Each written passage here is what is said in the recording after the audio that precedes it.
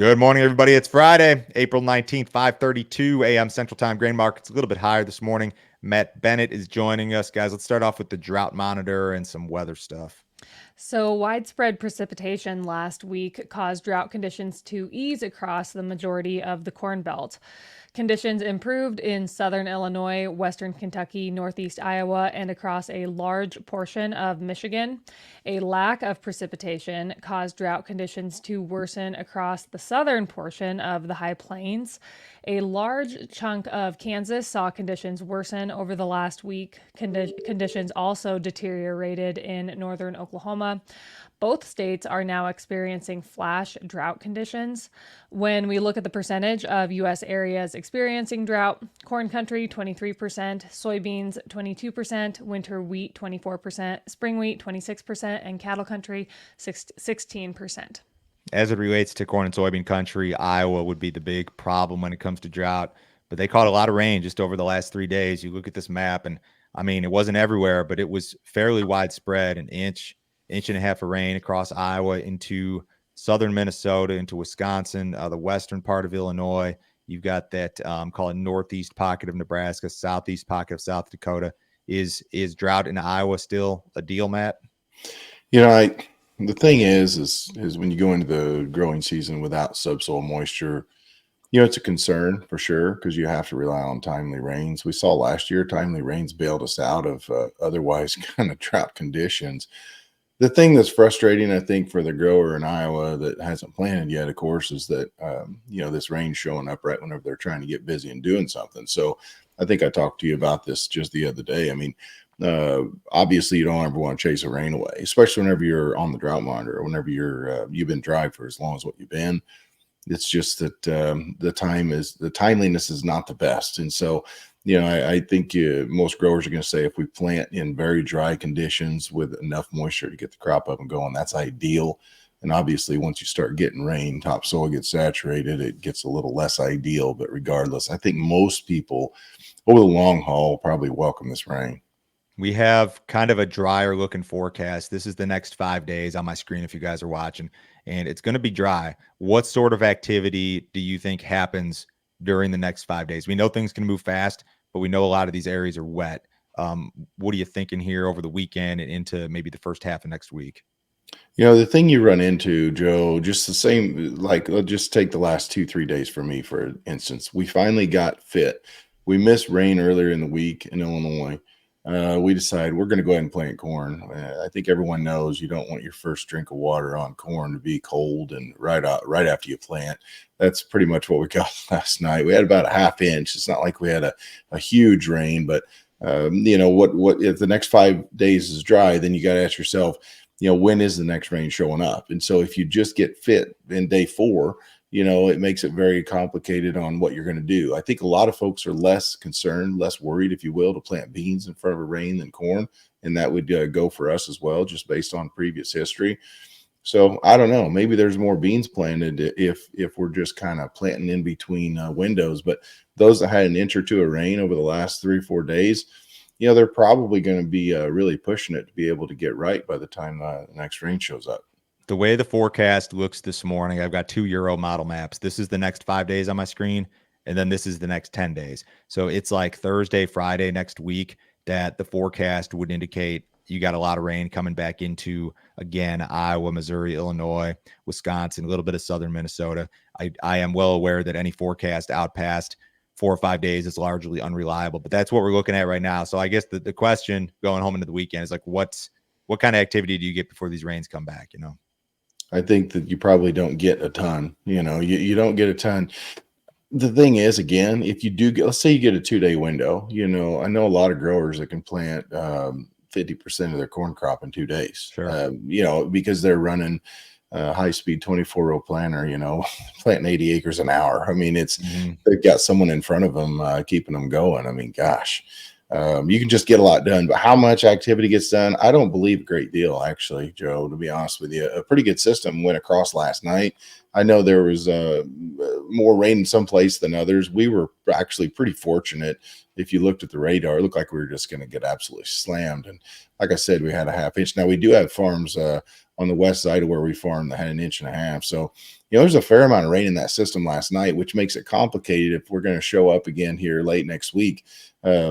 Just how much gets done. And I guess my answer would be, I don't think a whole lot does get done between rain events. Yeah. It's crazy how fast things can change. I mean, you went from Western Corn Belt's dry, things could probably move fast, to maybe not so fast. All right, let's jump to this overnight news. So, Iran is saying that an overnight drone strike by Israel failed. U.S. officials confirmed that Israeli drones struck targets in western Iran. Iran has since downplayed the attack and called it a failed attempt. Crude oil futures rallied sharply on the news, but quickly gave up the majority of the gains. Wheat futures also rallied sharply overnight, but have since seen a sharp decline. Both markets traded barely better than unchanged at 4:40 a.m. Central Time. Wheat was up like 20 cents overnight at one point, and then it backed off. And crude oil did the same thing. Crude was up $3 or $4, or maybe even better than that, and backed off. So this is apparently a failed attempt. So I don't know what these two countries are doing. It's just like back and forth, but they're not trying real hard. So they're trying to just make a statement, maybe. I don't know. Well, maybe they are, but at the same time, whenever Iran bombed them last weekend, basically they said don't retaliate. Which, yeah, what are you going to say? Right.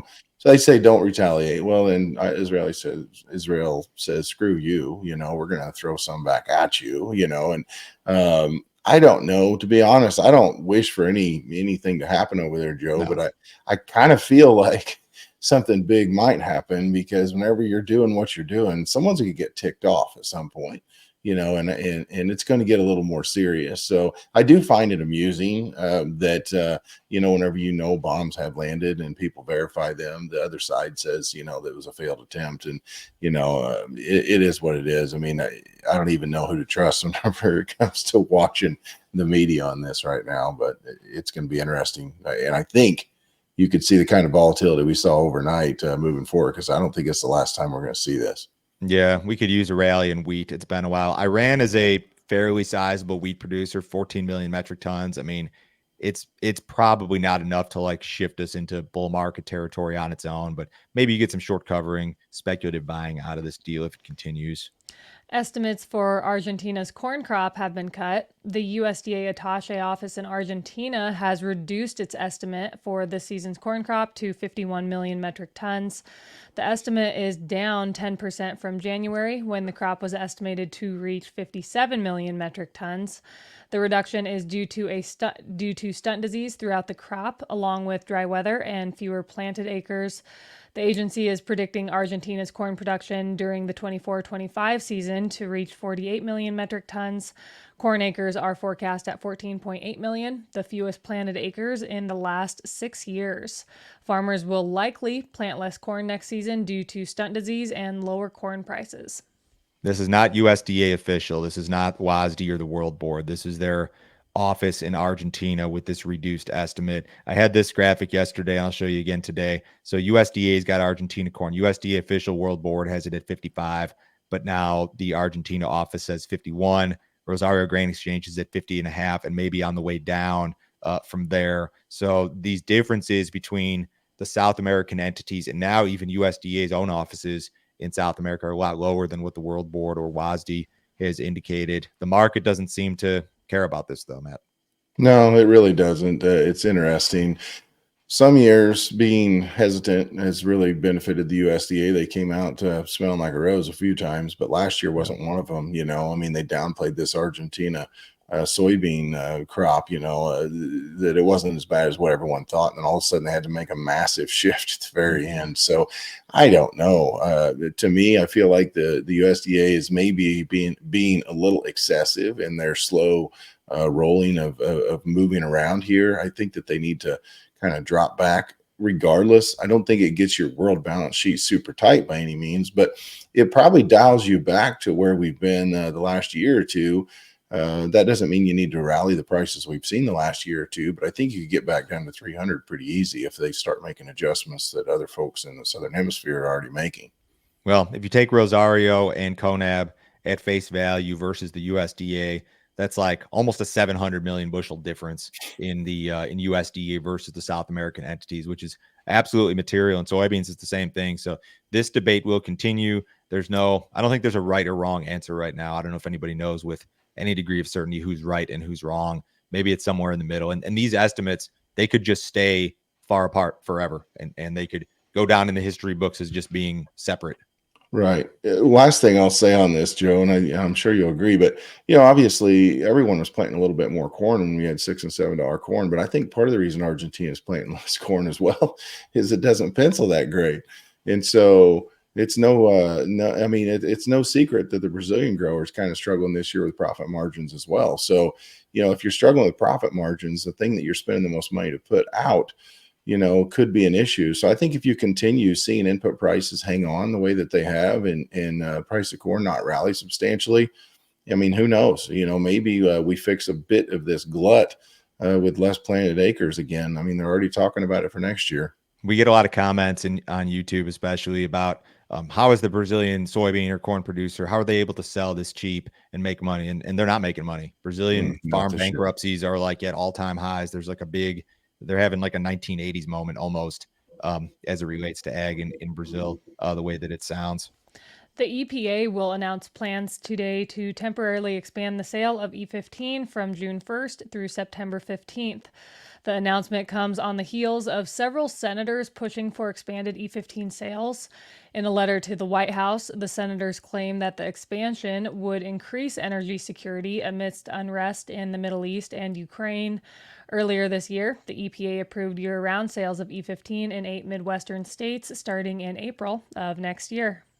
I guess this kills two birds, but they've done this before. I mean, you can say that this may help to keep gas prices down, and also it's political. It'll make the corn lobby happy. But this has happened before, and it has never really, in my experience, resulted in like a big spike in demand or anything like that. I don't really see it making a huge impact. I don't think it can hurt. I mean, obviously, with the way the corn market's been traded, a little bit of good news is better than no good news. And so, a little bit more usage for sure. I don't think, margins have been pretty good for these ethanol plants here. And so, I've got to think that they're going to be running full bore. I mean, numbers this week were obviously pretty low compared to last week. But, sometimes in the spring, you see a little bit of a dialing back. I don't think that it's a sign of anything massive to come. I think ethanol grind is going to stay really strong overall. It's plant maintenance. Some plants took some downtime during planting because they're not getting the grain bought. The bigger item that we're waiting on, as I ranted about earlier this week, is that GREET model stuff, which has been kicked down the road, and that's really what we need to see so we can get this SAF stuff moving. And they're really dragging their feet on that deal. U.S. corn export sales improved last week. Net corn sales of 20 million bushels were up 54% from the previous week, but down 45% from the prior 4-week average. Colombia was the largest corn buyer for the week. Net soybean sales were reported at 18 million bushels, up 59% from the previous week and up 62% from the prior 4-week average. China was the largest buyer for the week.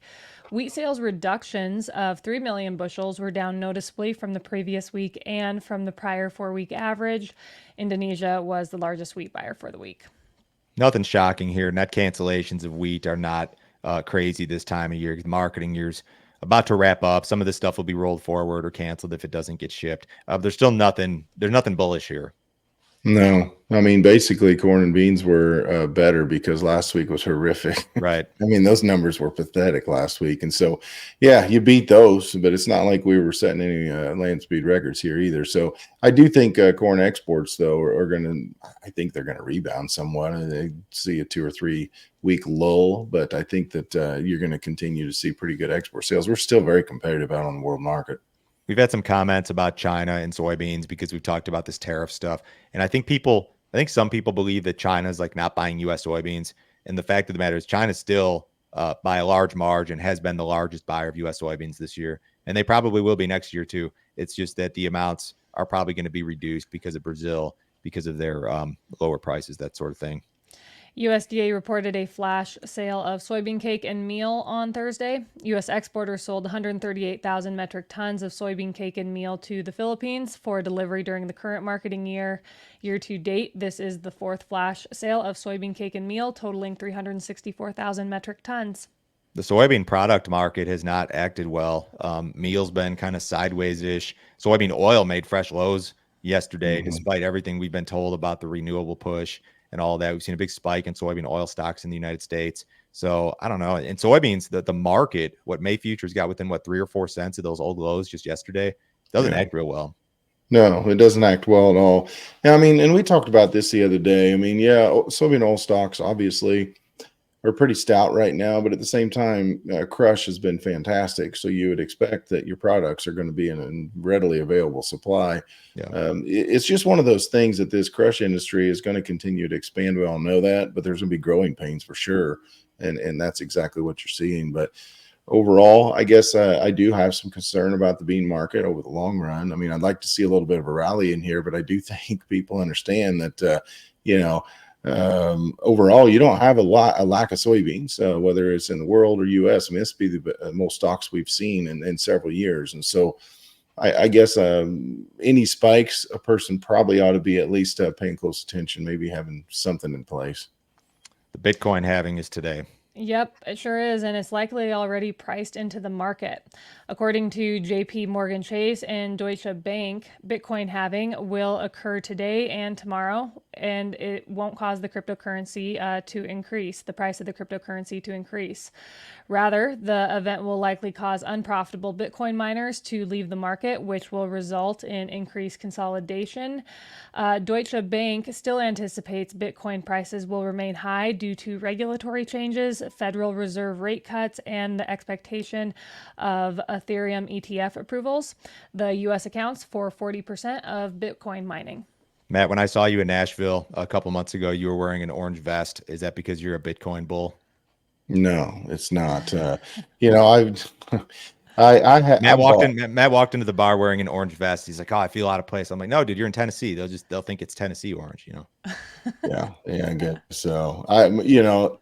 That was a topic of discussion. We'll just say that. But no, I'm not a Bitcoin miner. Okay, so here's the deal. The halving is when the amount of Bitcoin available as rewards for miners is cut in half. And in every instance up to this point, the halving has resulted in sharply higher prices. Some people think, and these bankers seem to think, that it's going to be it's already priced into the market. And that may be true. 94% of all Bitcoin that will ever be mined has already been mined.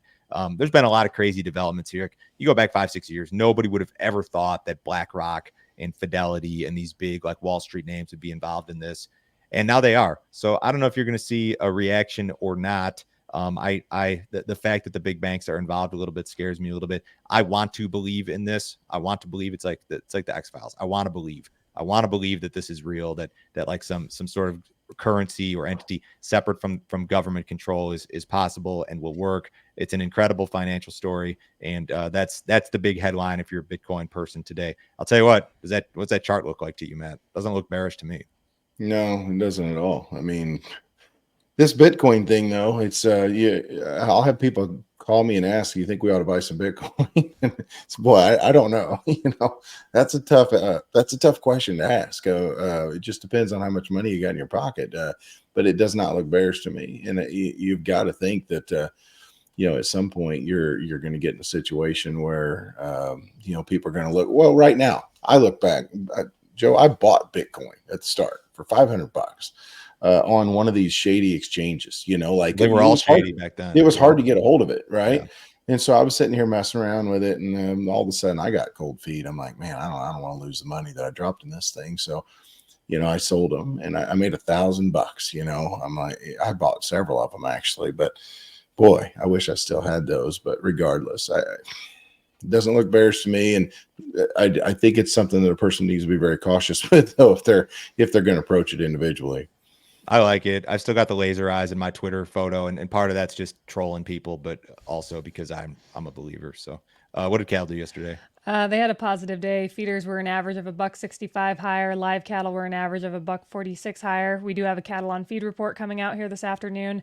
Cattle on feed as of April 1st are estimated at 102% of year-ago levels. Placements during March are estimated at 92% compared to last year. And marketings are estimated at 88% compared to March of last year. That report's going to be out at 2 o'clock Central Time. Bullish or bearish, Matt? What are they going to say? Consolidation phase still to me. I don't think we're going to take off big time. I don't think your big bullish numbers going to happen for another couple 3 months. So I don't see any massive move higher right now. Outside markets on Friday, guys. U.S. dollars off a little bit. Stocks are lower. The S&P's down 25. The Dow's down 160. Crude oil is now down 46 cents on the day, and the May WTI at 82.27. It's like $4 off the overnight high. So lots of volatility there on this Middle East deal. Everybody have a great weekend. We'll talk to you on Monday.